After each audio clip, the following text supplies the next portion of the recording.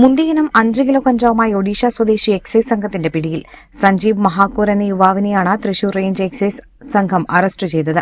Kerala excise വകുപ്പിന്റെ operation തണ്ടറിന്റെ ഭാഗമായുള്ള പരിശോധനയിലാണ് 5 കിലോ വരുന്ന മുർഷുണ്ടി എന്ന മുന്തിയിനം കഞ്ചാവുമായി സഞ്ജീവ് മഹാക്കൂർ പിടിയിലായത്. Thrissur range excise inspector Sijo വോഗീസിന്റെ നേതൃത്വത്തിൽ പൂത്തോൾ P&T ക്വാർട്ടേഴ്സിന് സമീപമായിരുന്നു പരിശോധന. തൃശൂരിലെ വിവിധ ഭാഗങ്ങളിൽ സ്ഥിരമായി കഞ്ചാവ് വിതരണം ചെയ്തിരുന്നതായി വിശദമായ ചോദ്യം ചെയ്യലിൽ പ്രതി എക്സൈസ് സംഘത്തിന് മൊഴി നൽകി. ഒരു തവണ കഞ്ചാവ് എത്തിച്ചു നൽകാൻ 10,000 രൂപ പ്രതിഫലമായി ലഭിച്ചിരുന്നതായും പ്രതി സമ്മതിച്ചു. മാർക്കറ്റിൽ 15 ലക്ഷം രൂപ വില വരുന്നതാണ് പ്രതിയിൽ നിന്ന് പിടിച്ചെടുത്ത ഓറിയ മുർഷുണ്ടി എന്ന മുന്തിയിനം കഞ്ചാവ്.